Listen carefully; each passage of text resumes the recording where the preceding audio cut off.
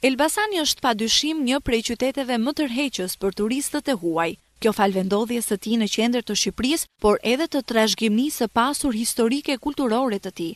Kjo ka bërë që kalaja e Elbasanit, ku gërshetohet një histori 2000 vjeçare e qytetërimit ilir, mesjetës bizantine dhe sundimit osman, të jetë një prej monumenteve më tërheqëse për turistët e huaj. Nuk mbeten pas për interesin e turistëve as monumentet e kultit si kishat dhe xhamitë e vjetra qindra vjeçare që ka ruajtur ky qytet në rrjedhën e historisë.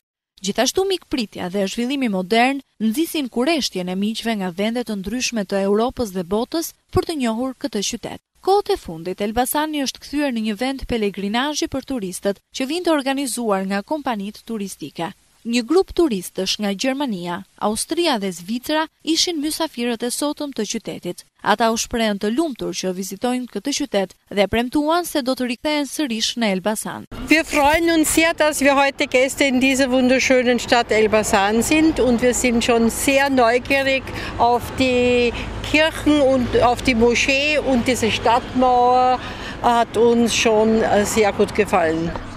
Gëzohemi shumë që kemi ardhur të vizitojmë Elbasanin si miq sot dhe jemi shumë të interesuar në historinë e Elbasanit dhe gjithashtu interesi më i madh është tek kisha, tek xhamia, te jeta e qytetarëve të Elbasanit. Ich habe mich im Internet genau informiert, habe auch Reiseberichte gelesen und es gibt Reiseführer, aber man muss vor Ort sehen, wie das wirklich ist, ob das der Wahrheit entspricht und das wollten wir machen.